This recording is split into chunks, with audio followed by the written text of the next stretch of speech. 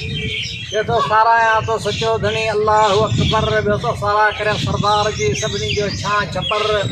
रिवायत करियां तो हिकिड़ी कने ॿुधिजो ख़बर काजा न्याणी यहूदी जी जंहिंमें हुआ आइब अपर मर्द हिकिड़ो कोढ़ जो ॿियो त गर्दन मंझि घर जावा जान में 10 कीड़नि जा कहर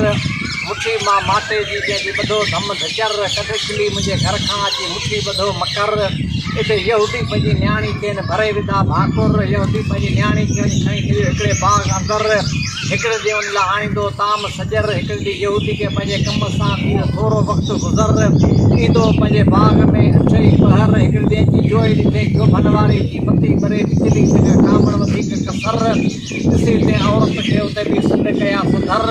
हिते ॾिठी का जॾड़ी तो मुंहिंजी निमाणी नादर साॻी रहिजी थी वालत खे खोले कयईं ख़बर जी बाबा उते साॻे न्याणी मुद तूं वालत वेसा कर ऐं पई उते पट में मूंखे ॾाढी लॻी हुई पर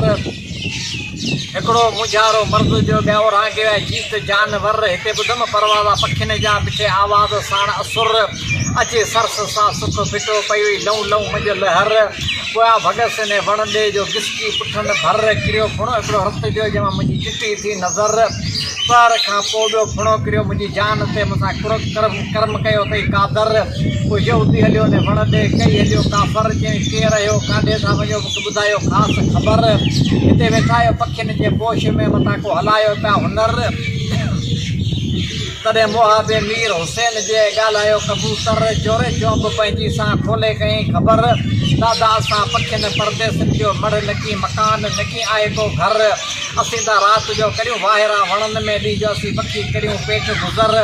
असीं पखी पखण पाण में ते लाइ वेठासीं चुण फुण जी चूंगर अखियुनि सां ॾिठासीं पई सिज जा पोयां हुआ पहर आवाज़ ॿुधोसीं आसमान मां कॾहिं ॿुधीसीं कूकर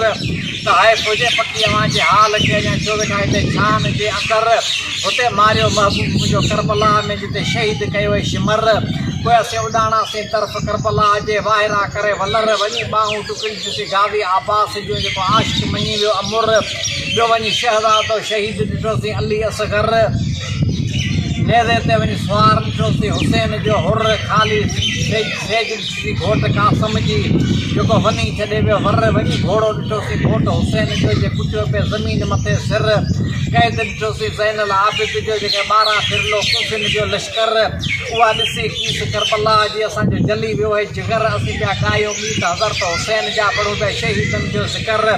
अदा असीं काईंदा अचूं तरफ़ करबला जेका ॾोड़ींदा अचूं पिया डूंगर तुंहिंजी न्याणी खे लॻो आहे रत रहबर हुसैन जो जेके कंहिं चवंदी कोन ख़बर उहा बि बचे दौलत जे बाह खां जेके बचायो पाक धणी पैगूबर हिते यहूदी आणे आप किन मां जो कलमो भरियो खूदर वरते राह रसूल जी जेके बचायो पाक नबी पैगूबर अब्दुर्रहीम तो अर्ज़ करे जिनखे हामी थींदो हैदर पोइ बि ॿोली न कर हिते पढ़ तूं मर्शा मीर हुसैन जा